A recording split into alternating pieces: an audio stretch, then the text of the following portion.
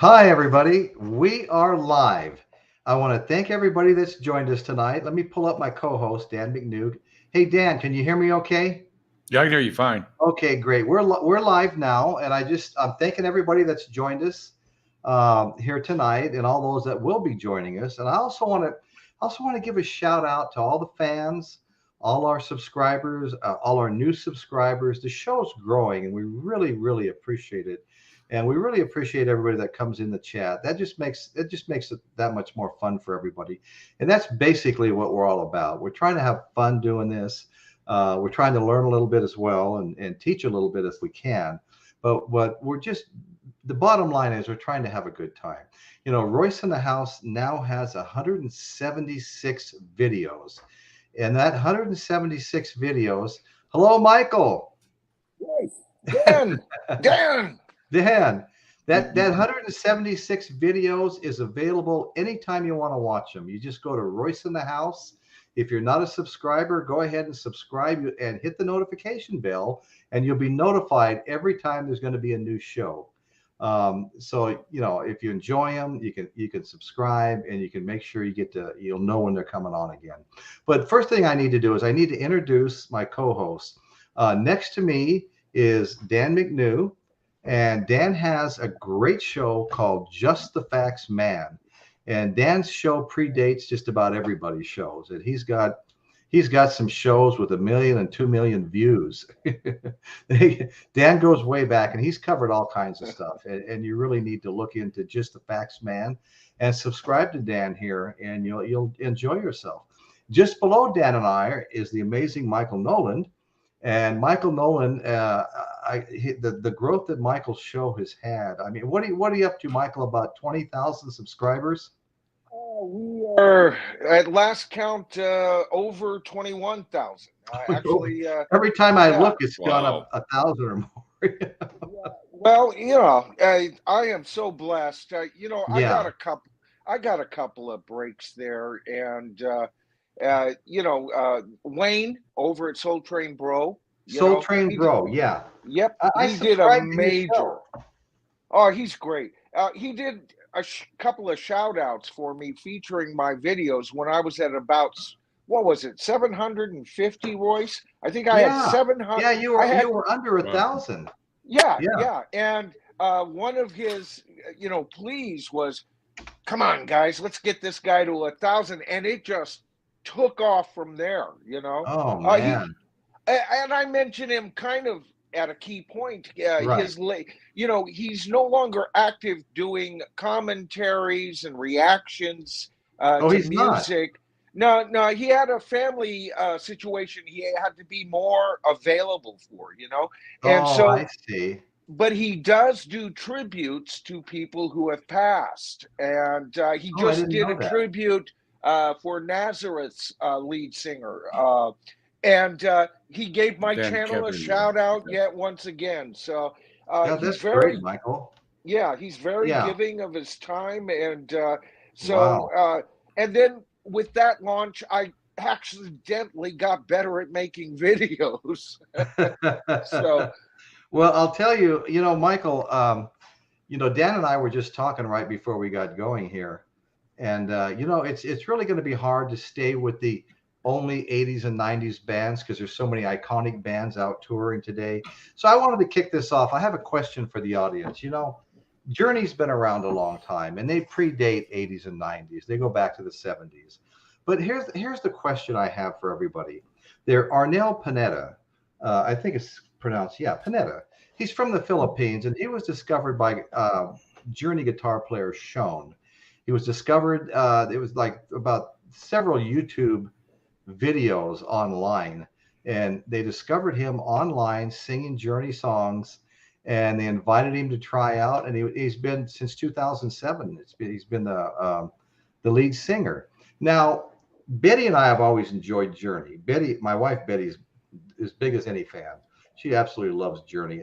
I come home and Journey's playing on the what's it called, the little round disc that you talk to that makes a playlist for you, and Alexa. well, anyway, Journey's playing. Pardon me.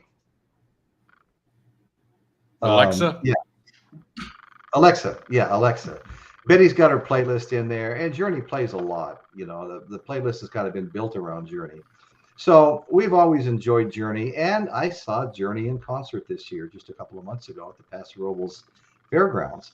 But this Arnel Pineda replaced Steve Perry, and for me, Journey hasn't missed a beat. And I just want to ask the chat, how do you feel about a change like that? Is Journey as good as they used to be? I mean, years ago, the rest of the band approached Steve Perry, who had a very painful accident and hurt his hip really bad, and told him if they didn't go get his hip operated on, they were actually going to replace him. And he wasn't ready to have his hip operated on. He was kind of hurt being told that by the band. He was the lead singer and the front guy, right? So he just quit, you know. And he wound up with a solo career, but he was in Journey from, I mean, 2 really long periods of time, 77 through 87 and 95 through 98, you know.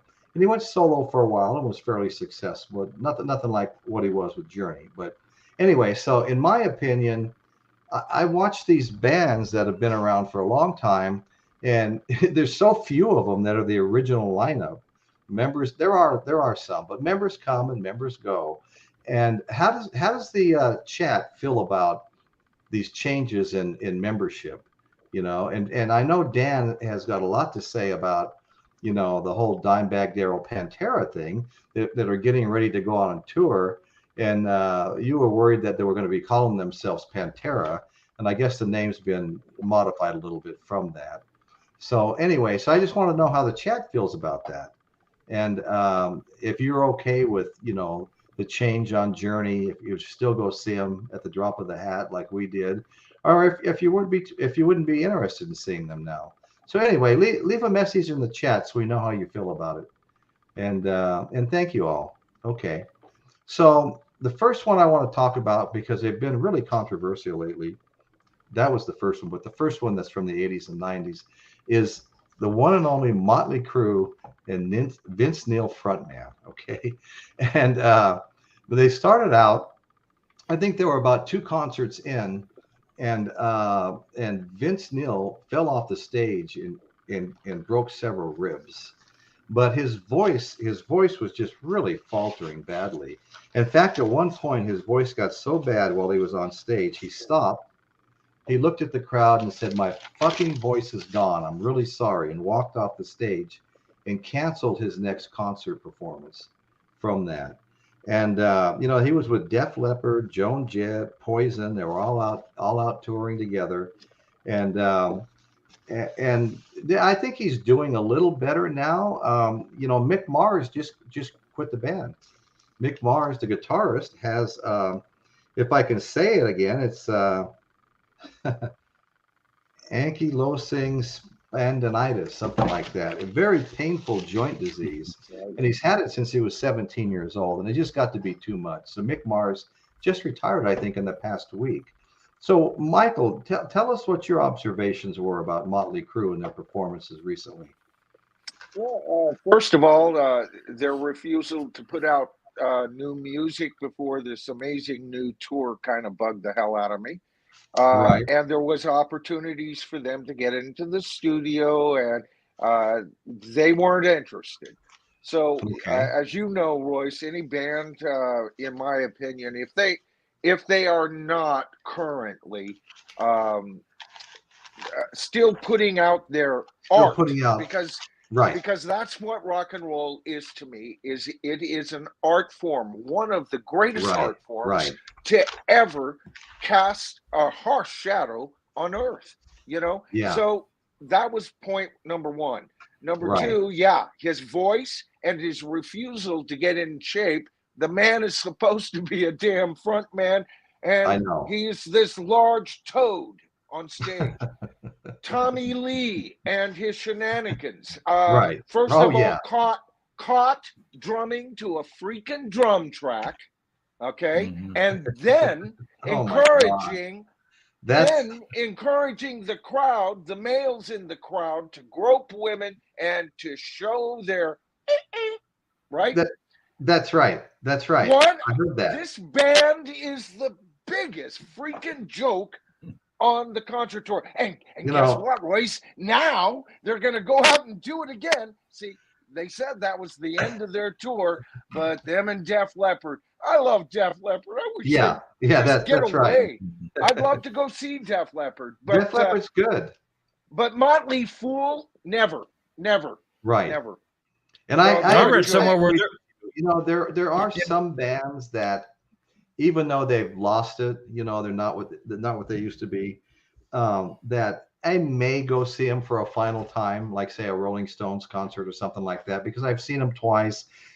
Betty and I had tickets to see them pre-COVID 3 years ago, maybe 3.5 years now. We'd paid for the tickets, we'd booked a flight, we'd booked the hotel rooms, and it got canceled because of COVID, you know. And you know, I may have to do one for nostalgia's sake, go see them a final time if they came around anywhere near me. But I know that their skills have eroded, and the drummer, you know, is gone now, you know, and so it's not going to be the same. And I've heard that there's a really good backup singer that's kind of enhancing Mick's voice a little bit, singing with him. And I've heard all kinds of crazy little stories, you know, or sometimes Keith Richards' licks are being played, but he's not really moving his hands on his fretboard, you know. So I don't know what to think anymore. I would almost have to see it for myself to make a determination. I did see a couple of videos where they talked about him actually being caught not playing the riffs that the audience was hearing. Well, that's what I'm talking about. Yeah. Yeah. So that's, you know, so it's all getting a little weird with our older favorite bands, isn't it? You know. Well, you know, I read somewhere where Motley Crue is making like $5 million a show. Oh so my God. If they're making that kind of money, why would they want to go in the studio and put out any more music when they could just do the, you know, just do the same thing? Dan, yeah, Dan, to me, that's the thing. They're now a commodity, and I've lost interest. Just Michael, I've lost interest, and I think it's hurting rock and roll as an art form, and I think everybody should lose interest. Oh yeah, I was in the peanut gallery on Rachel's Ghost. Yeah. I've been in that peanut gallery many times. I haven't been able to lately. I've been leaving early for work, and I've had paperwork to do before I leave for work, and so it's really been cutting into my fun, you know. Hey, you know, before the show, I found your drawers over at Rachel's chat. You were in such a hurry to get here. So I gave them to Rachel. We'll give them back if I'm right about who owned them. Okay. That's great, Marvin. Rachel's had some wild streams this week. Oh, has she? Oh boy, it's been yeah. I know she doesn't keep her streams up most of the time. Every once in a while, but a lot of drama. Yeah, a lot of well, you know, and I've been missing them. I see them. I check in on the computer, you know, email and this, that, and the other, and the YouTube stuff before I leave. And I always see her show.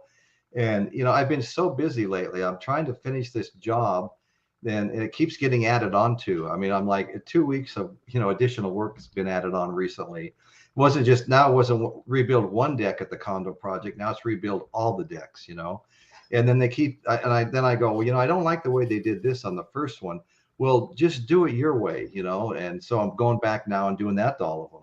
And so anyway, I've been really busy, and I've got this new job to start for the housing authority, where it's a little bit, I won't say scary, but they have to relocate the tenants because one of the apartment buildings they own, and that's really expensive. And they keep reminding me how expensive it is and wanting a really tight schedule.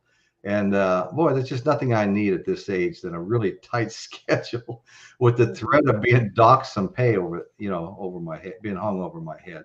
Anyway, it is what it is. And we also got a bunch of people in the chat. We got my buddy Mike from the Pink Sock Podcast.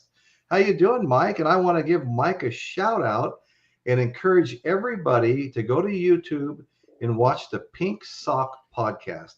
Mike's a comedian. He has a show. They've been covering all these horror movies lately, some that are funny, some that are scary.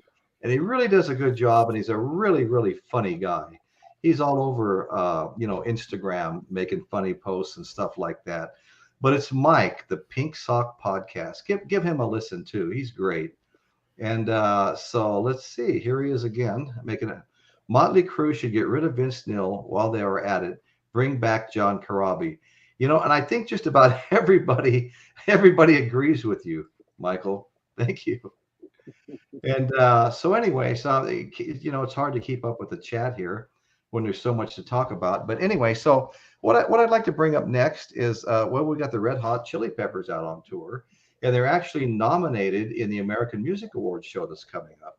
And I'm sure, and they've got a new album out, and it's like you were talking about, Michael. They're not just touring, but they put a new album out as well. And I've always liked the Red Hot Chili Peppers. And I mean, songs like Under the Bridge, and Give It Away, Give It Away, Give It Away Now, I mean, but that wasn't a great, but I mean, they've always had a lot of really good songs. Never really cared. You know what? I'm not afraid to admit to liking a real popular album. It seems like with the Red Hot Chili Peppers, everybody goes, yes, I love their, some obscure album. I love Californication. Oh, Californication. That is them. That's like their freaking Abbey Road. It is. That's the Peppers at almost perfection. I feel the same way about that song. That song was like perfection. There was even a movie around the same time, a weekly series, David Coveney, I think's his name, called Californication. And that was a great movie, great show too. And I've got to give another shout out here. We've got Mr. Bizarro. His name is Aaron, and Mr. Bizarro, he's got a great show. It can go on for 2 and 3 hours, just like Rachel's. And he'll have a cast sometimes he's solo, but they all take turns playing albums, whole albums. And then there's discussion and chat going on and discussion in between. And I tell you what, some of the best stuff I've heard in a long time, much of it I haven't even heard before, Same with Eddie's Physical Media, who will probably pop in before the night's over. But Aaron's a good guy, and he plays a lot of great music, and the chat is very fun, and he's quite a character. I encourage everybody to go watch Mr. Bizarro. I encourage everyone to go watch another friend of mine, Dave the Pickup Artist. Great that John is back. Must be talking about Corabi. Icon. I love the icon. Yeah, I know. I love the icon. I'm not joking. A Dan joke. Yeah, I love him. Dan. Here's our buddy Marvin. Yeah. So we got, and Miss Oo's a lot of fun. I see her all the time on Mr. Bizarro's show, and she's a real hoot on that show. She's just great to have around. Anyway, and I appreciate you being here tonight. So anyway, I brought up the Chili Peppers. Great band. Californication was fantastic. Rage Against the Machine is out touring. Dave Matthews Band is out touring. We've got Alanis Morissette out touring. Now the Foo Fighters started out touring, and then sadly Taylor Hawkins, their drummer, died. And then they, of course they ended the tour just like Zeppelin did after, John Bonham died. And then they came back, and I think they did some tribute stuff for Taylor Hawkins, and now they're touring a couple of European countries, and they're going to be back in the United States touring as well. And the Foo Fighters is a fantastic band. Dave Grohl is just, he's really been elevated by everybody. He's just a fantastic rock star. And I really like that guy. I liked him on Nirvana, of course, which was one of my favorite, maybe my favorite grunge band. Although Stone Temple Pilots was great as well. But yeah, he was great. So they're going to be able, we'll have opportunities to see them again. And let's see, we've got, after the Foo Fighters, Third Eye Blind is touring. Backstreet Boys. Gloria, where are you? The Backstreet Boys are touring. Goo Goo Dolls are touring. Metallica is touring. You know, Motley Crue was touring with Def Leppard, and I guess even Poison and Joan Jett for a while. I think that's kind of been broke up.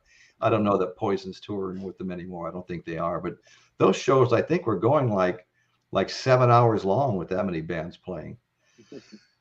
And then we've got, you know, like I said, Metallica's been touring. They started back in May, and a lot of these, you know, it's almost 2023. Most of these tours I'm talking about took place, you know, late 2021 and 2022, and many of them are over now. You know, they ended in August, they ended in September, some ended in November, but many of these actual concert tours are over now. 9 Inch Nails is touring. On the lighter side, Snoop Dogg is touring. Paul McCartney's been touring. Now, Michael, you had a lot to say about the Paul McCartney get back tour, the way you put it. And well, I mean, I was talking about Paul in that one video, right. And it was basically connected to a couple of videos I did on too high price Yes. price tickets or whatever. And you know, I'm a major, as you know, Royce, a major Paul McCartney fan.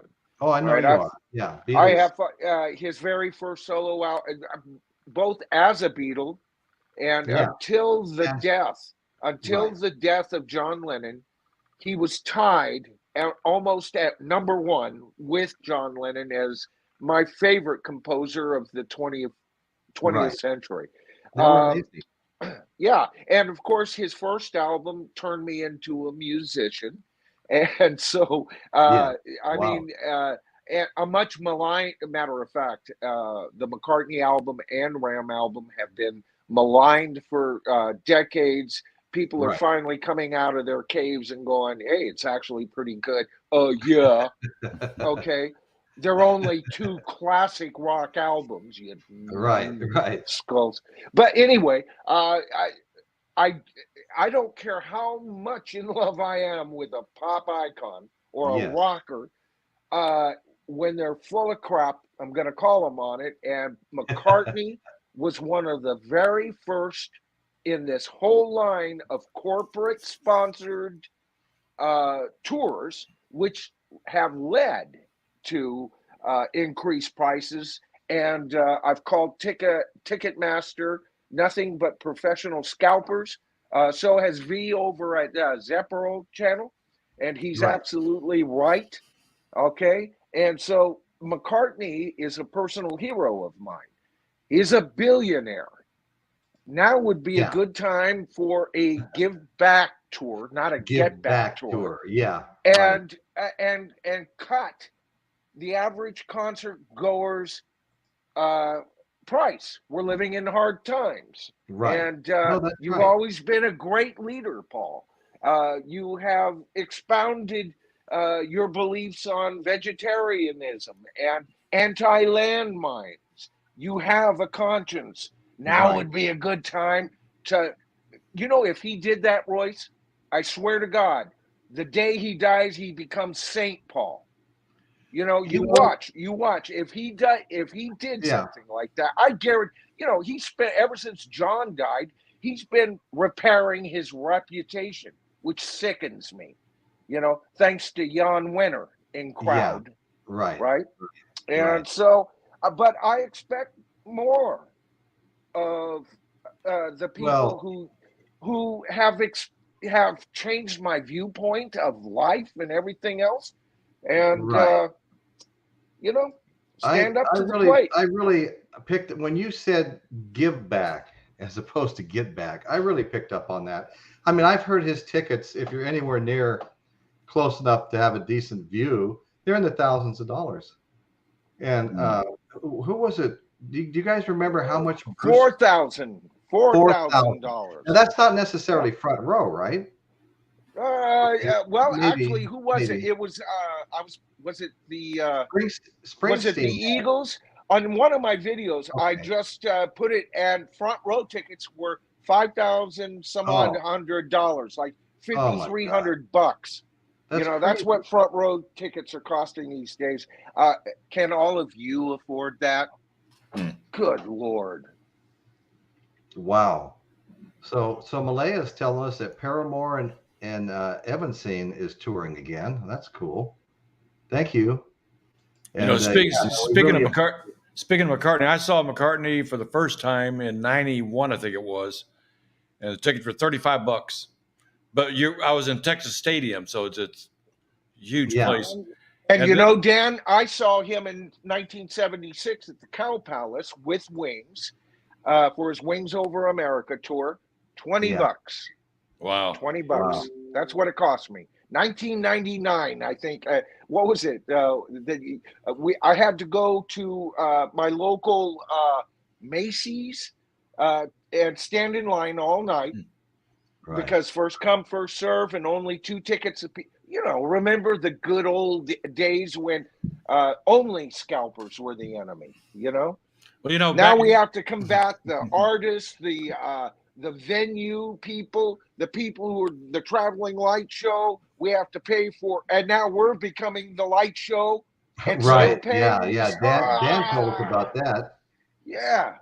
you know, back in the day, like I'd say the mid '80s to probably to the 2000s, I was the guy that always went down and got the tickets because people didn't realize going down and getting the tickets was an experience as well. I mean, Right. because you go to the main ticket agency and there might be 300 people in line. You know, you end up partying with people all night long. You get to know, Yeah. to me it was an Well, event, so I loved it. You know, Dan, that's exactly the way it used to be at the Paso Robles Fairgrounds. Once you get kind of accustomed to have some really good seats, they don't necessarily have to be in the first 2 or 3 rows. They could be 10 rows back, but it's just as good. Maybe it's even better. You don't have all the speakers right on top of you. Yeah. But once you get accustomed to that, it's hard to sit in the back anymore. And Mhm. sometimes you don't even want to go to a show if that's where you have to sit. Betty and I went to a concert. We went to a lot of concerts at the Paso Fairgrounds. They'd have 10 or 13 headliners. There'd be a headliner every single night. Then there's 3 or 4 of these stages that were sponsored stages. Mhm. And I'd see great acts there. Acts that had either been at one time a headliner in the big stadium or were within a year or two in there. I mean, I saw acts on the free shows like Eddie Money and Lady Antebellum and Peter Frampton. I saw Peter Frampton, a free show past his prime. And like I said, just sponsored by somebody. He was getting paid, but it was free for all of us. And those free shows, man. Sorry. Yeah. No. I was going to ask you, isn't Peter Frampton releasing a final album, doing a final tour? Did I hear something about you know that? what? Or what? I believe I did hear about that just recently.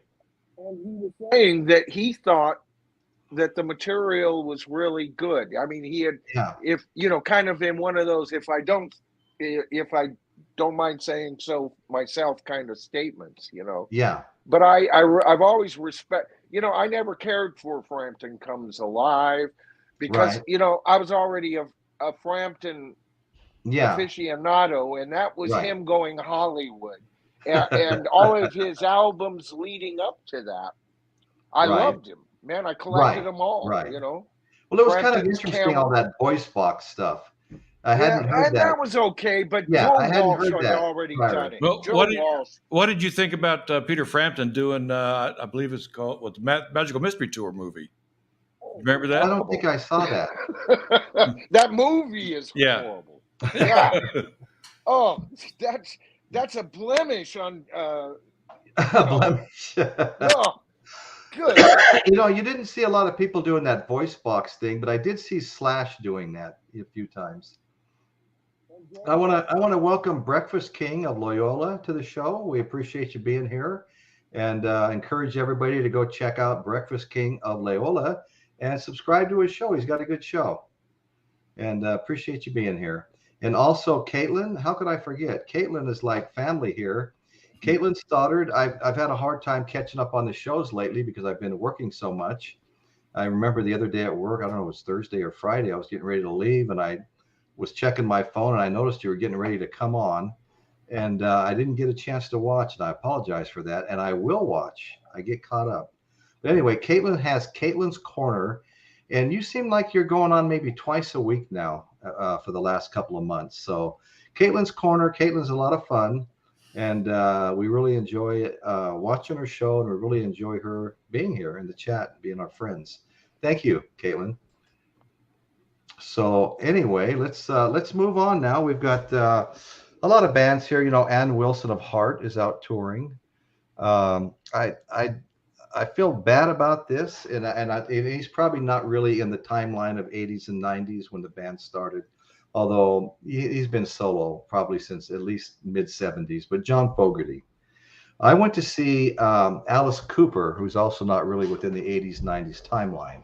But in April, I got to go see Alice Cooper, small venue, a freaking winery, little amphitheater. And it was fantastic. I mean, I was close, and I could have been closer because amazingly, one of the funnest concerts I've been to in a long time, you know. But there was quite a few empty seats. Even, I mean, I could have even just slid down the aisle I was in, or maybe even popped up to the next aisle. I couldn't have been more than about 5 aisles from the stage, you know. And those were like, you know, $120 tickets, you know. And so it was a great show. I'd never seen Alice Cooper live. And to see that whole, you know, I did a video months back on shock rockers. And Alice Cooper was, you know, the godfather of shock rock. And it was a lot of fun doing the show and doing the research for the show, and finding out who all the top shock rockers were. So, but to get to see this live with all the antics taking place, I mean, Alice Cooper's head got chopped off. Somebody ran around with his head after it got chopped off with the big guillotine. There's always huge monsters would come out that were like 20 feet tall and different things like that, and smoke coming up. And I got to tell you, he was really good. He, you know, I was listening to him when I was still in high school. But all these years later, to see him still doing it, and I gotta give a shout out to Ryan Roxy, his guitar player. I was on Ryan Roxy's side of the stage intentionally because every time I see him, he gets more fluid and better.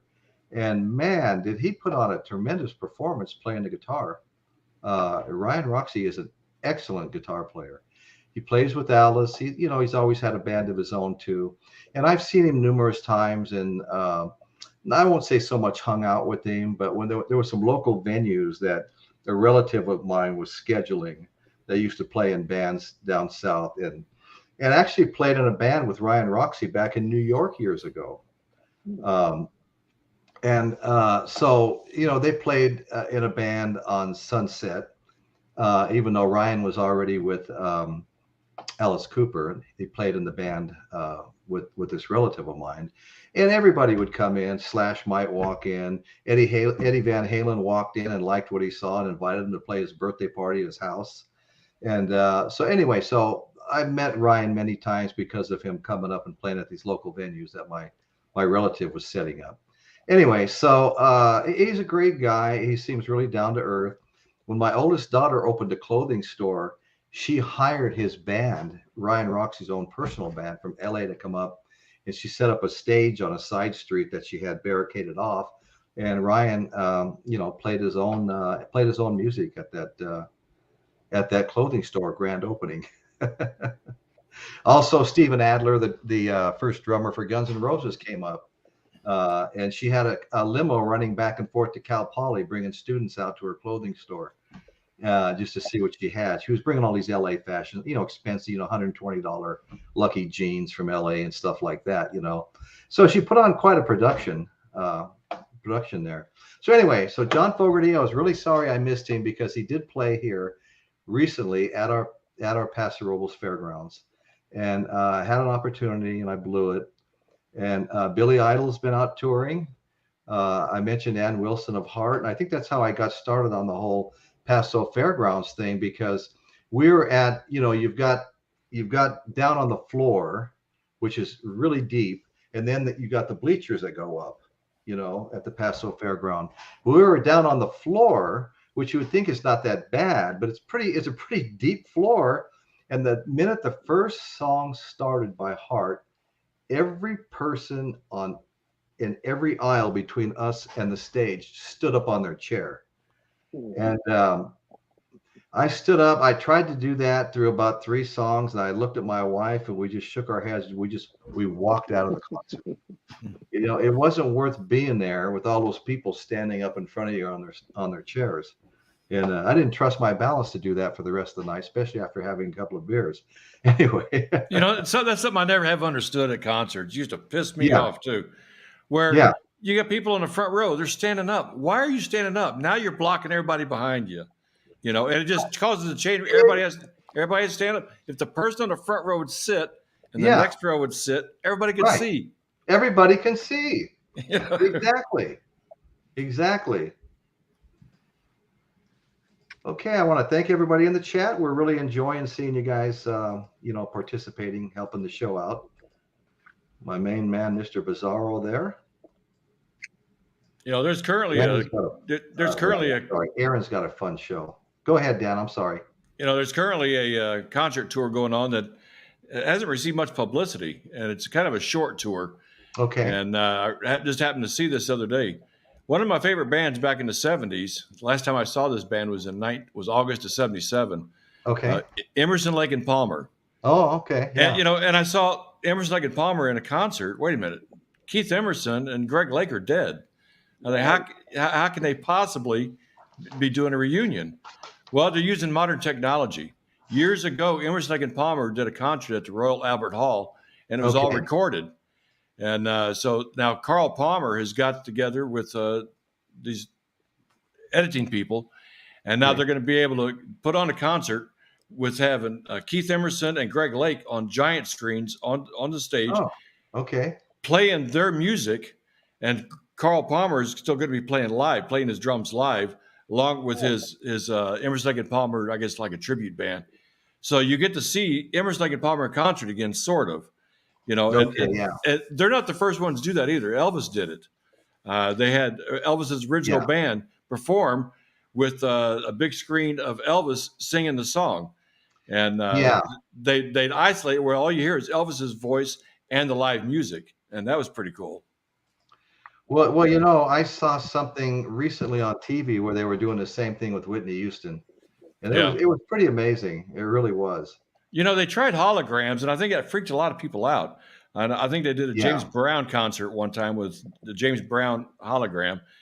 But that looks like that. I don't know. I think that'd be kind of weird too. I think it'd be cool just to see him on regular video than it would in the hologram form. Right. Oh, I agree, Dan. But you know what? With and pardon me for being off screen here. I'll get back on there. But you know, the thing is with Gene Simmons now saying he can see a time when Kiss is 4 completely new people. Boy, where is all this leading, guys? I know. That was a shocking statement to me. I mean, I get that some bands have lost so many members. I mean, that, you know, there may be some that don't have one original member left. Well, you know, I saw Michael Altini. Leonard Skinner's been wiped out twice by plane crashes. Now, Michael Altini, I saw, was at a concert the other night, and he posted some of it on Facebook. He was seeing Foreigner. Well, I read up on Foreigner. There's only one original member if he's out on tour with them. He doesn't always tour with them. So well, he from what I hear in his last European tour, he actually toured with them. But the band would open up, and then about 45 minutes into the set, sometimes he would come out and play for 45 minutes and then leave. And he's evidently ushered to there from the hotel, you know, with a limo and all of that. That's not Foreigner. Come on, guys. Yeah. Right. That's not Foreigner. Right. And I love Foreigner. Yeah. I think they're one of the best. Yeah, they're a good band. You know, Mr. Bizarro brought up that Peter Frampton is retiring because of some degenerative muscle disease or something like that. Right. Yeah, that was in that article that I asked you if you were aware of. Right. It was in that article. They talked about a possible new album and tour and how the disease is progressing. Oh, yeah. like I was mentioning, Mick Mars of Motley Crue just retired, I think, last week because of that, complicated to say disease he has that is very painful. And he's been fighting that since he was 17 years old. And he finally just said, you're not going to do it anymore. Something I just noticed something that Frank James is saying. Soon corporations will own all images and rights of popular legacy artists. I saw a movie like that back in the 70s. Okay. Where they would capture the image of a movie star. Then they'd get rid of the movie star. They got the image. They can make that image, manipulate that image to anything they want. They can make all the movies they want now. Okay. But that sounds familiar. Do you remember the name of the it was kind of like Westworld, back one of those type of movies. Remember Westworld? Yeah. It's similar to that, but God, I cannot remember the name of it. But once they captured the artist image, well, they didn't need the artist anymore, and they get rid of the artist. Yeah, I think I know what you're talking about as far as like the other movie you're talking about. I can't put my finger right on it, but it really sounds familiar. A lot of the same themes in The Island, right. Starring what's her name who plays Black Widow? I can't think of her name right now. They the whole island was, they told that, they were the survivalists or whatever atomic. And then they found out really that they were nothing more than clones. And Michael Duncan Clark was in this. He played, this kind of real goofy guy, and then they find out he's actually the clone of a world famous football player. Oh, the football player dies, so they told him he got his free ticket to the island, because if you win a free ticket to the island, you go to paradise.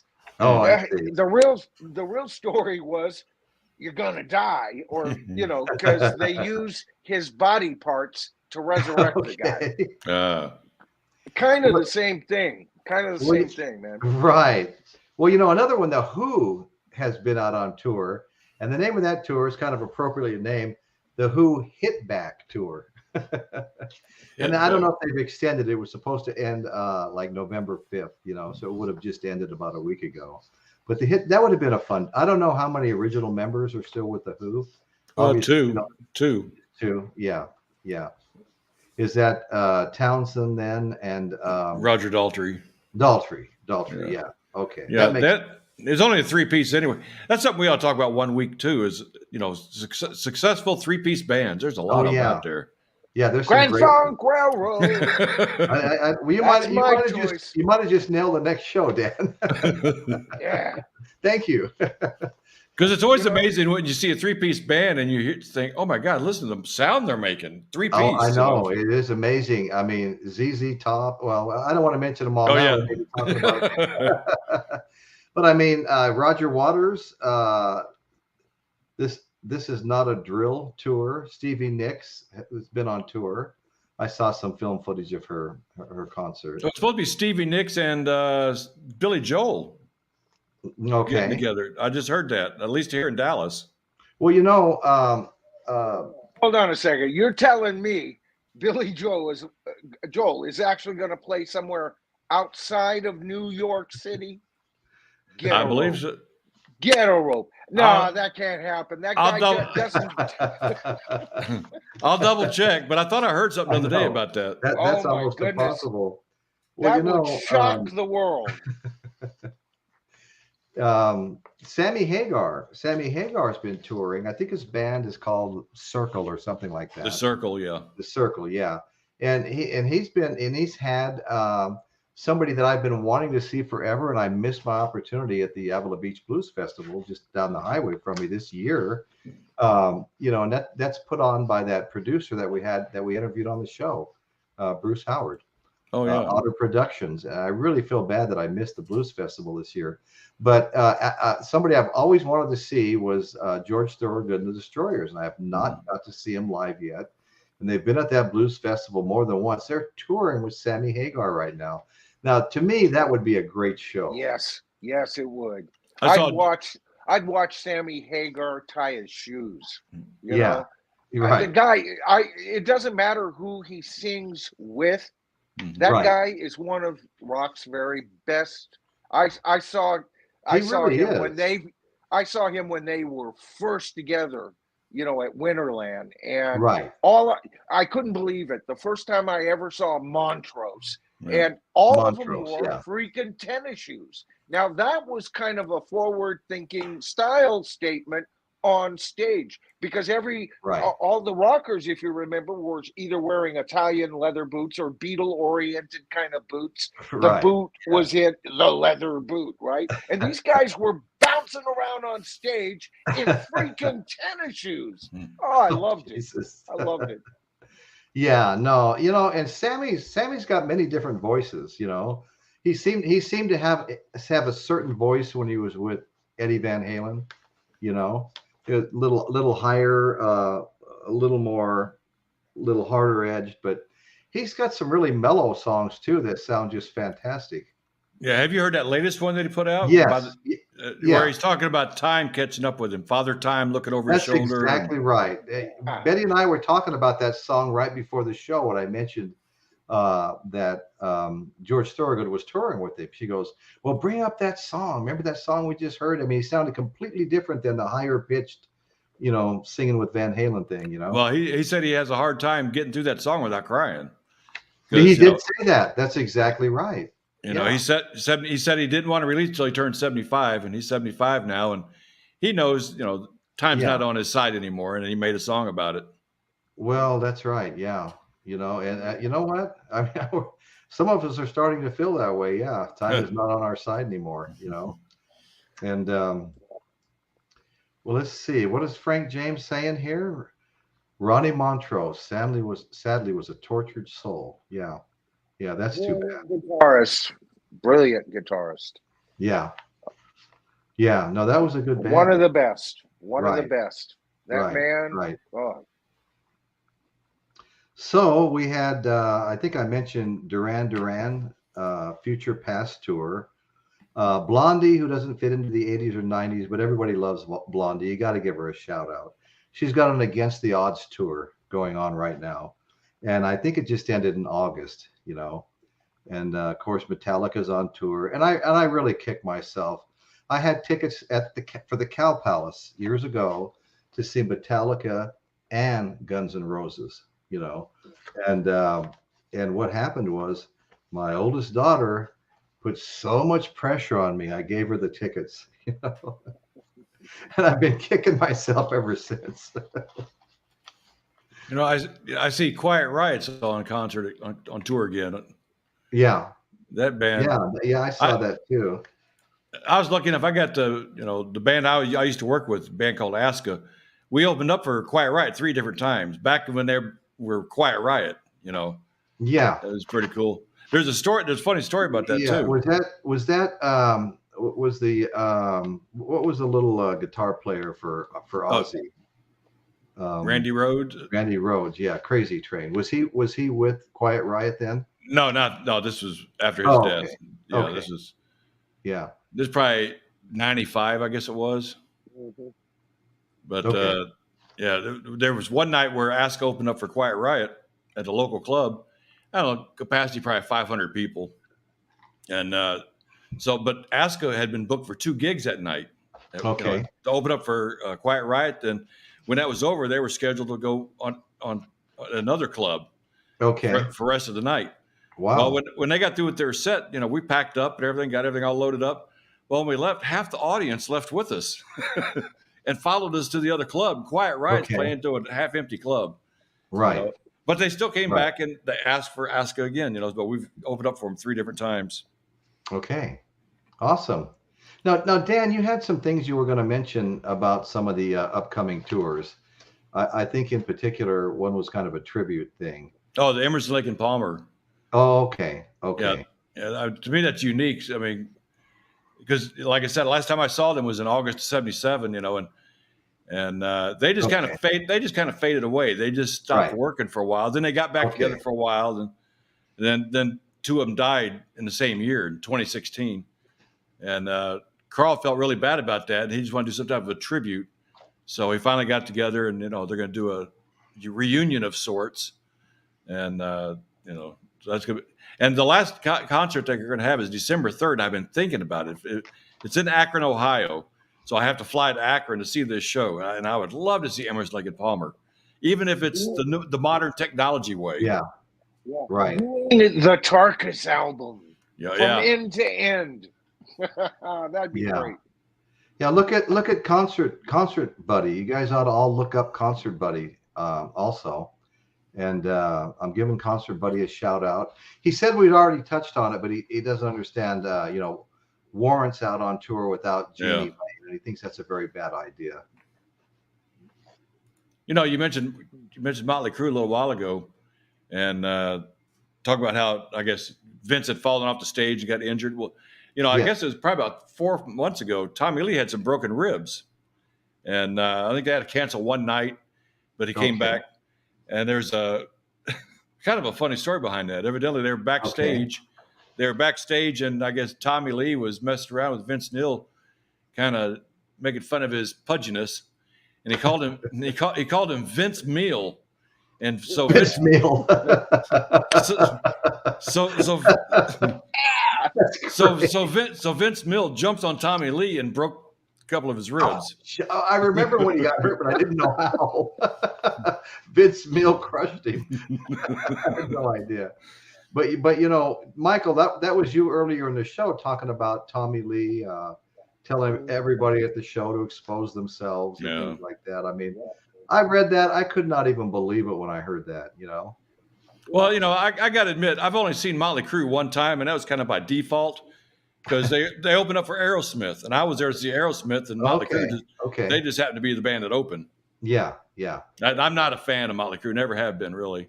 Yeah. I mean, nothing. Well, you know what? What would be a good show is this. When I started watching MTV music videos, I became a fan of a lot of bands that I really wasn't paying a whole lot of attention to. Now they were in your face on stage and performing, and they were on every damn day. And I became a fan of a lot of them. And I have another question for the chat. If MTV was still doing, rock videos all day, every day, like they used to, and then maybe a little Headbangers Ball later that evening, which I always tried to stay up and watch. I think it was Friday or Saturday evening. Do you think that you would be listening to, and getting into bands that you're not paying much attention to today? Because I think it had that effect on a lot of people, I know, like for myself, I can get into a little bit of a rut where I've got my Led Zeppelin, my Jimi Hendrix, my Beatles, my Elton John, and all the stuff that I grew up with, and I tend to just default to that from time to time, and I get into a zone like that, and then I'll discover a bunch of new bands, and I'm trying to do the same thing right now, discover the new bands, who's hot, and I'm always querying the young people, about that. And I was talking to my, one of our co-hosts is always talking about the accomplishments of Taylor Swift, and you can't take anything away from her. The Billboard Top 100 right now, the top 10 songs are all Taylor Swift on the Billboard Top. I could take a lot away from that. Well, I can too, but I'm just saying, it's never been done before. So I thought the other day. Do you remember her singing one of Carole King's songs last year at the Rock and Roll Hall of Shame? Do you remember that? That was one of the most vocal I've ever heard. But she was pretty. She was pretty. Pretty is boring, man. That woman here's the thing. Tie Carole King shoes. I don't know if anybody here is going to agree with me, or anybody in the chat is going to agree with me. But here's what I think about Taylor Swift's popularity. I got through maybe 4 or 5 songs of Midnight, her latest album, just because of all this hype, and I just couldn't listen to another song. I could barely listen to those first few because it's just not me, and it never will be. But, there was a time when Christina Aguilera and Britney Spears came out of the Mickey Mouse show, and they were wholesome girls, and they were singing wholesome songs, And the mothers, no, I know, I know, but the mothers were happy to have someone wholesome for their daughters to listen to. Well, in no time at all, they were out divaing one another and seeing who could wear the least amount of clothes and not get arrested. And so that, that kind of freaked the mothers of America out. And then here comes Miley Cyrus. And we're talking Hannah Montana, a wholesome young girl. And the mothers are always, thank God, this is our salvation. Let's run out and buy our daughters Hannah Montana albums, And before you know it, well, I don't even have to go there with that one. You know what I'm saying? Mm-hmm. That one just really spun out of control quickly. So here comes Taylor Swift, and she's singing about cheerleading, how her rival is cheer captain, and she's sitting on the bleachers, and just song after song about this schoolgirl stuff. And, it really, I thought maybe it had matured some because I heard all these things she's accomplishing on these shows and stuff. But it really hasn't. It's still the same stuff. And so I think it's as much the mothers of young girls as it is the young girls themselves that are giving her this popularity. Somebody wholesome that the kids can listen to. That's my opinion of the whole thing. Yeah, I'm sure her music isn't targeted to old geezers like us. No. We expect actual talent, Dan. Look at Caitlin. Hits the trophy with a golf club. Before MTV came around, this is like late 78, early 79. Yeah. We finally got cable TV at our apartment complex. Okay. And there was one channel, they had a play, I think it came on for like 2 hours a day. It's called Video Music, Video Concert Music Hall, something like that. And they just played back-to-back music videos. Gotcha. And that's where I learned a lot of bands I'd never heard of before. A lot of them were kind of punkish. You had the Dickies, the Sports. Okay. There's a whole list of them. And I got interested in kind of the punk movement, Right. It still wasn't my favorite, but I thought it was interesting to watch, Right. especially their videos. I thought their videos were hilarious. They had Blondie, they had the Blondie videos. Oh yeah, they were great. And I didn't see any Van Halen videos until MTV came out, so I guess that was definitely later. Right. But it was cool to see. Well, even before cable TV, that years ago we had the Midnight Special. There was also on ABC's Concert Hall, I think it was called, and they feature a band, but so MTV really, to me, wasn't really the first. Just like they say, so and so was the first one to make a music video. No, they made music videos years ago too. But right. Right. Well, they still have that show. The first music video, by the way, guys, as far as I'm concerned, Rain and Paperback Writer. It's a video. They sent it out. Ed Sullivan played it. There, the Beatles invented MTV before MTV invented them. Well, let me run through a few of these real quick. Sting's been out on tour, My Songs tour. It looked like it ended in September, so recently. The B-52s are on their farewell tour. And of course, we all know Kiss predates the 80s and 90s bands, but they've been on their end of the road tour for I don't know how many years now. And they're talking about the band continuing long after they're gone, like I think Michael brought up earlier. That's something else. Well, their tour now, which was supposed to end now, is extended into 2023. Yeah, they should rename it the Long and Winding Road. And they've been doing several cruises. They do the tour cruises, and I think Altini's been on one of them, and probably some other people we know. And they're doing private functions too. They were just in Austin last week for a corporation. I think it was a party for their employees, and they hired Kiss. Right. And will travel. Good Lord. Right. I could say so many things, but Boy George and Culture Club have been on tour. Really? It ended in September. Elton John's on his farewell Yellow Brick Road tour. Yeah. And you know what? And I really liked Elton John, and I still do, And anywhere he wants, anytime, as far as I'm concerned. Yeah, he like can I said, retire and come back and come back and come back. Yeah, he predates one the of the 80s and masters. 90s. That's right, Michael.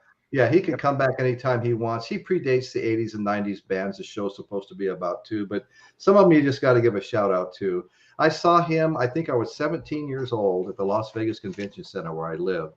And between each song, he out there on the piano, but between each song, he'd put these gigantic sunglasses on. And then he'd finish that song, put those down, and pick up another completely different pair and put them on. They're like this big. You know? What year was that? Yeah. What year was that? I'm going to say 70, 71. Was that like during the Tumbleweed Connection? Yeah, I think it might have been. Because that's one of my Let me think favorites. for a minute, because I had some of his music back then. It definitely predates Yellow Brick Road by several years. Even Rocket Man, right? Yeah, even Rocket Man. So it might have been the Tumbleweed Connection era. Yeah. Oh, that's an awesome album. I remember. Very lucky. I had the 8-track, you know, and you know, I also saw Elton John. It's been maybe 4 years now, the $1 Million Piano Concert, and you can go on YouTube and pull up different videos of that, and it was just amazing. It was at the Forum at Caesar's Palace in Las Vegas. Betty and I were sent tickets, comped to us, and no bad seats. The Forum's not huge. Gigantic screen in the background. The reason they call it the $1 Million Piano, if he was playing Rocket Man, there'd be this huge celestial scene moving across that screen, but also the band that runs around the rim of the piano would have the same exact scene moving on it that was on the board behind you. So, you know, that's why it may have cost $1 million to have it built. But anyway, so it was just a great show. Just, you know, I remember seeing Elton John on TV one time at a concert. It's either the US Festival, Live Aid, or one of those big, huge concerts. When he came out in a duck outfit, looked like Donald Duck. Played the piano in that. Yeah, he did funny stuff like that. You know, a funny guy, and you know, he collaborated. You know, he had I think it was Kiki D or something like that was her name. They did Don't Go Stealing My Heart. I can't remember the lyrics now, but I haven't heard that song in a long time. But he collaborated with a lot of people, and then he had Bernie Taupin wrote, you know, not all the lyrics. They collaborated. I used to think it was all the lyrics, but they collaborated on it. And the same with the piano playing. Of course, Elton wrote those, but Bernie also assisted on that. And it was kind of amazing to have a guy like that behind the scene that was so involved in all the writing that didn't perform. Very few times that I've ever seen that in music. And you know what? All of us fans knew about Bernie. Right. There, everybody knew. Yeah, it was very common knowledge. His name got brought up every time Elton John's name got brought up. Yeah. He was something else. And Pat Benatar and Neil Giraldo have been on tour. Chicago, featuring Brian Wilson from the Beach Boys. Did you know that, Daddy Boggs? Chicago and Brian Wilson of the Beach Boys have been on tour. Now, that would have been interesting. How many people are left in Chicago? I think there's only three. There's 3 left, but out of those 3, one of them sometimes doesn't tour. That's Walter Parasater. I think he does studio work, but he doesn't really tour with them. Okay. Yeah, so, you know, Chicago was one of my more embarrassing concerts that I went to. Las Vegas Convention Center, 18 years old. I had the worst seat in the entire place. Way up in the grandstands with my back against the wall. There wasn't another seat behind me anywhere. And, you know, me and the guys, we've been kind of partaking on a few things on the way out. And I looked at everybody and I said, this is bullshit. I'm going to go find a better seat. And I've told this story probably too many times. But so I was holding on to people as I was going down the aisle because I couldn't hardly stand up. And I woke up and I'm staring at the ceiling and the lights are on. And I start to slowly look around and people are sweeping and putting trash in these big rolling cans, and everybody was gone but me and the people cleaning up, and I was laying on 4 or 5 seats on the front row. So I got my better seat, but I missed the entire show. Well, I've seen Chicago 3 times, And probably my favorite time was out in Las Vegas. We saw him at the Stardust Hotel, which doesn't exist. Stardust, okay. Yeah, it doesn't exist anymore. Right. Is inside the Wayne Newton Theater. Oh, okay. And it was great because we had our own little table, candlelight and everything, and there's Chicago playing, my favorite band of all time. Because I was a trumpet player.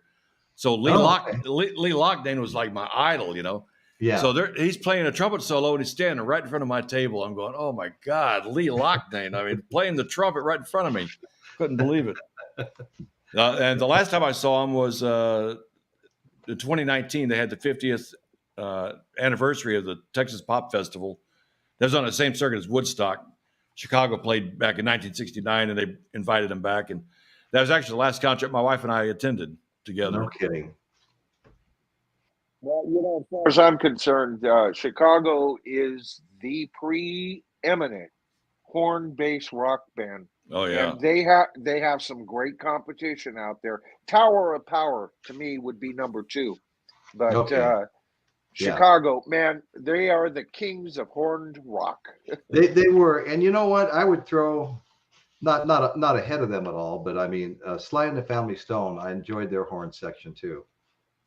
As well as oh God, Otis Redding had a great horn section too. The horn section is basically what's keeping Chicago afloat because the two surviving members, that's Jimmy Pankow and Lee Lockdane, the trumpet player and the trombone player. And Walter Parazader is one that played the saxophone. Wait a minute, Robert Lamb is still in there too. So there's still 3. There's possibly 4. The 4th one is the one that doesn't tour. So you still got Robert Lamb, Lee Lockdane, and Jimmy Pankow. Yeah, well, the horns were always big in like all the soul bands and stuff like that. The horns were a big thing, I mean, more dominant most of the time than the guitars. The horns were.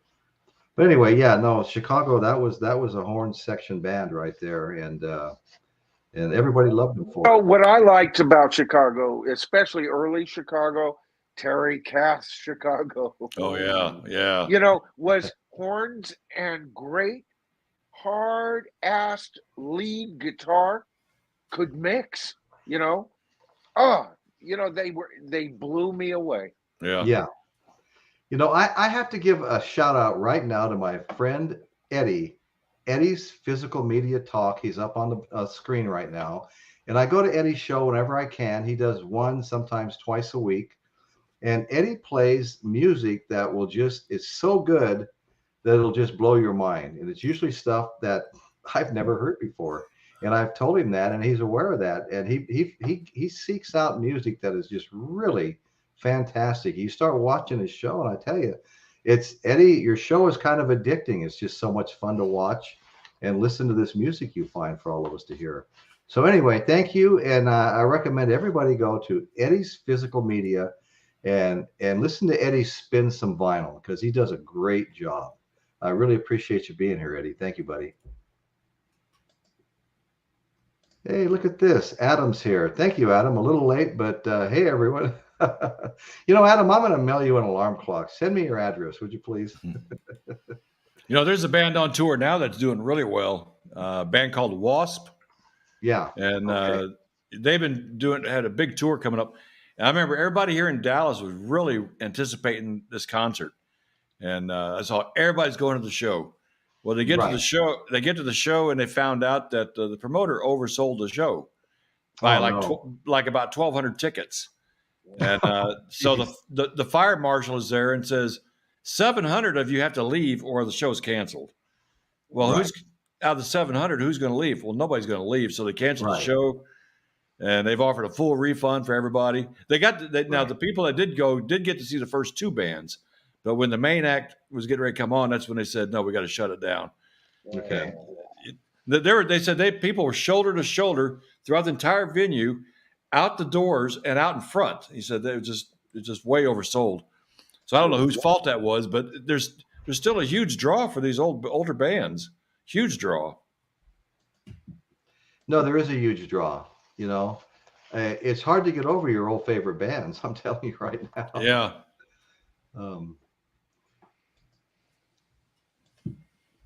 So Adam, we do appreciate you being here. And anyway, I'm a little tardy. I told everybody a few weeks ago that I did a show on the American Music Awards. I was trying to highlight new bands, and expand my horizons a little bit. And they have categories like Best New Band, Best New Song by a New Band, things like that. There's 30 categories. And I went through all the categories and all the nominees. They've all been done. But it's time now for everybody to go on the American Music Awards website and vote. But I told everybody I was holding a concert, and I picked 4 categories, and I wanted everybody that wanted to participate to pick the winner of those 4 categories. And whoever got them all right, I was going to mail a Alison Krauss and Robert Plant unopened, vinyl album to, that I have waiting to send to somebody. And I was supposed to announce who all those nominees were before now. I mean, they're all available online and on the American Music Awards show. If you want to, well, we'll wait till the end of the show, but we'll go over the categories one more time. And if you guys want to send me your selections, and if there's a 2-way tie, a 3-way tie, or a 4-way tie, I'll take my hat off and put them in, and we'll pull out the winner, and I'll send that album to you the next day. So anyway, we want to do that, and I got to get that done. I know there's some people that are really interested in playing. Let's see. Okay, here's someone that Frank James, Jesse's brother, because Wasp was not toured for decades. Okay. Well, I see Eddie's Physical Media Talk also said, where was it? He attended the Wasp show in San Antonio and said it's fantastic. All 3 bands were great. Who were the other 2 bands? I forgot who the other 2 bands were that opened up for him. But the people here in Dallas, everybody got a full refund supposedly, and which means they got to see the first 2 bands for free. Gotcha. And I guess Wasp is gonna. I remember Wasp. I don't know that I had any of their music, but I remembered them and I remembered liking them. Yeah, Blackie Lawless, lead singer. Let's see. It's on the block. Morrissey. Of course, Rod Stewart, he doesn't fit into the 80's-90's thing, but we saw him in concert at the Santa Barbara Bowl about a year ago. His foot was in a cast playing soccer. He broke his foot. And he was just back there again within the last 90 days. He was back there at the Santa Barbara Bowl. Yeah, that's a fun show. There's a lot of nostalgia. And he's got some great songs, too. I don't know if anybody was that familiar with the Violent Femmes featuring Deep Valley. They've been out on tour. And they've had people like I remember Big Head Todd and the Monsters were with them, and a couple of other bands on certain dates, So they've been out on tour. We talked about Motley Crue and Def Leppard. Sadly, Metallica's been out on tour. The Scorpions and Whitesnake have been out touring together. Of course, Sammy Hagar. We talked about him and Circles Crazy Times tour. And that particular band was formed in 2014. And they also have George Thorogood and the Destroyers with them, like I mentioned earlier. I couldn't help but throw in Lionel Richie because there's so many great musicians that cite him as an influence. And we saw him in concert at the Paso Robles Fairgrounds. The Dead Kennedys have been out touring. Of course, Journey's been on their Freedoms tour. We saw them this year in August, Journey. Ann Wilson of Heart, John Fogerty, I mentioned earlier. REO Speedwagon's been out on tour. Styx, featuring Nancy Wilson of Heart, has been out on tour. I think it just ended in October. Kenny Loggins has been out on tour. Pat Benatar, we mentioned that earlier. Rick Springfield, featuring Men at Work, has been out on tour. And that's great. We saw him live about 3 years ago. Iron Maiden's Legacy of the Beast tour has been taking place. Duran Duran, I was a little out of sync to be a big fan with them, but I know they had a big following. There was people I knew whose kids were really into them that considered them their Beatles, the kids' Beatles, at the time that they were. They used to even call them the Fab Five during the 80s. Oh, okay. Okay. Yeah, one of the original members is, I think, kind of on his deathbed right now. I No, forgot what. oh, I heard that. I Stage heard that. stage 4 cancer. Stage 4 Yeah. cancer. Yeah. Yep. Wow. You know, That's sad. Eddie's Physical Media Talk answered one of my questions as far as who opened up for WASP. It was Armored Saint and Michael Schenker. Now, You know, you'd be surprised. You guys got to go check Eddie out. He's a storehouse of knowledge on music. yeah, I've never seen Michael Schenker with his current band, but I did see UFO years ago. He was UFO opened up for Rush back in 1977. Okay. And UFO was one of my favorite bands back then. God, they're Oh, really, I know. really Yeah. good. I mean, I heard you say one time you were overseas, and you don't know if you'd have gotten through it if it hadn't been for the Yeah. you had. Yeah. And UFO was one of the albums you had. UFO was one of them, and it's funny because Yeah. once I got back stateside, I got to see Rush, and there was UFO opening up for him. And I go, this is excellent. Same thing with Kiss and Black Sabbath. You know, Right. Kiss and Black Sabbath are two bands that got me through my times when I was overseas. But I never continued being a Kiss fan, though. Up to a point, then I Yeah. kind of stopped. You know. Well, I have to admit, I've actually never been a Kiss fan. I had, what did we have? We had 3 or 4 co-hosts that were all really big Kiss fans. Oh, yeah. I think one of them had a picture of himself being burped by Gene Simmons at about 4 months old. But they were huge Kiss fans. They'd bought everything that's ever been produced, bootlegged from all over the world. And, I mean, we're talking about some real collectible stuff. I mean, I admired that. I mean, they were really, really into this. And I found that a lot with the Kiss Army. I mean, they really loved their Kiss. Well, And so because the guys were the co-hosts and stuff, and I knew Eric Singer, I started listening, and I bought a greatest hits album to start with, and I bought one of the live albums. The live albums are supposed to be the best. And you know what? There's some songs that I like now. I don't know why I never got into them, really. Again, it's one of those things where a lot of stuff, you just let it go over the top of your head. And, well, one of your co-hosts, Michael McVeigh, he's really into Kiss. And, yeah. Not only is he really into Kiss, but he actually knows them. I mean, there was. I know. Yeah. He was here in Dallas with his band, and I met up with him and recorded their gig. Yeah, we played it on my show. Yeah. But right before they start playing, I'm sitting there talking to him. He gets a phone call. It's Peter Criss, the original drummer from Right. Kiss. Just called him up to wish him luck on his gig. And I went, you got to be kidding me, Peter Criss. And and he was recently hanging out with him at some venue, not a concert venue, but I think some kind of memorabilia show or something. And they were hanging out. Well, Peter Criss is the only original Kiss member that I've never met. I've met all the others and a few of the others too, but right. I've never met Peter Criss, the cat. Right. Yeah. Well, Eric Singer is the only one I met. I mean, I walked over with Eric Singer and a son-in-law of mine. We were all in London. We were going around Europe and stuff like that. And part of the reason we wound up in London is because my son-in-law and daughter were going to see the End of the Road tour, 3 or 4 years ago in London, and we were going to babysit for them. And our granddaughter. And so, Eric came, we went over to the hotel where Kiss was staying, and Eric came down. We walked around London together. And he said, by the way, Stefan, Gene said he wants you to come on up to the room and, talk to you a bit. So my son-in-law got to go up and talk to Gene Simmons in his hotel room and stuff like that. But anyway, so there's a little bit of a connection there. And Michael's seen the video of my granddaughter. You probably have too, Dan, a couple of times. Yeah. My granddaughter singing Beth with Eric Singer.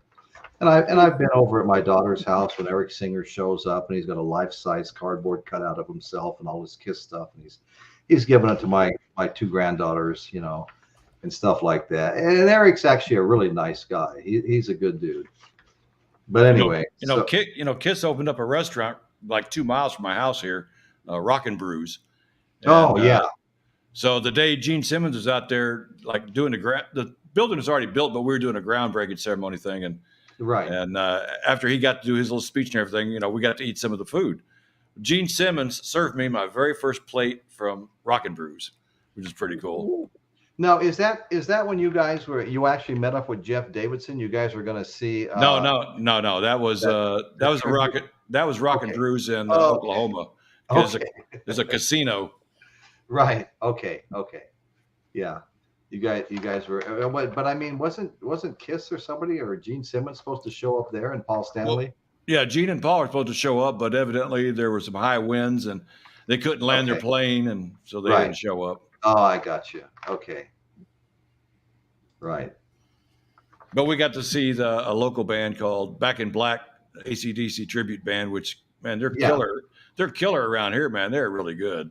Yeah, I remember you playing video from it, and if I'm not mistaken, Michael McVeigh and Blackbird Rain are getting ready to play near you again at the Rail or something like that, the Rail Bar. Or Oh yeah, that's where they were before. Yeah. yeah, I think that's where they're going to be playing again before much longer. Yeah.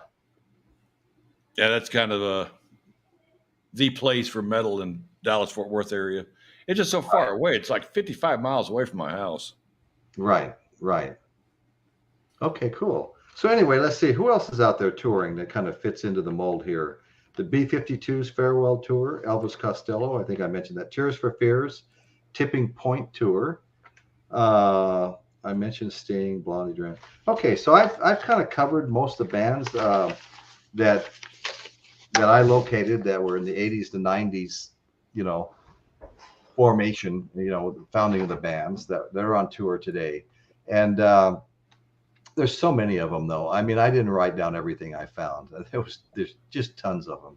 And well, of course, when you compare who's on tour right now versus what it was 2 years ago, just two Right. years ago, right, during the pandemic, it's no wonder. It's like somebody opened up the gates. no, that's exactly right. And it's Yeah, everybody's just heading toward the ticket booth. right. No, everybody's heading toward the ticket booth. That's exactly right. Yeah. It'll be interesting, guys, to watch the tours here in 2023 because we're heading into financial bad times. Yeah. And ticket prices are still high. But I've been kind of keeping my nose to the news line to see how all of that is, I know. affecting. Yeah. Oh, yeah. Yeah, I filled up my diesel truck a week ago, and I'm used to it clicking off at $100. So I wasn't worried that I went up to the 7-Eleven. I went to the little market to buy probably Super Lotto tickets or something, or Powerball or whatever it was, $1.6 billion jackpot. So I went up there and I came back. It didn't click off at 100. It clicked off at $198 to fill my pickup. Oh my God. Yeah. And no, it's kind of rough out there right now, Increased prices for like people who are vinyl junkies. Yeah. Increased prices for your food. Clothing has gone up. Delivery of items that you purchase now on the internet, because we're now all into that. Going up. There's got to be an end to it somewhere. The R word comes to mind. A recession, yeah. No, it does come to mind, and I've been through so many of them in construction. One day you're eating steaks and driving Cadillacs, and the next day, But anyway, the recessions that's an ugly word. I don't think we'll get one in our lifetime that compares with the one where the housing market crashed because they were making so many bad loans, and they were packaging them with other loans and other things as A bonds, which, I mean, everybody wants to buy an A bond, that's the best stuff right there, the safest stuff. But they were full of bad loans that were made to people that didn't qualify.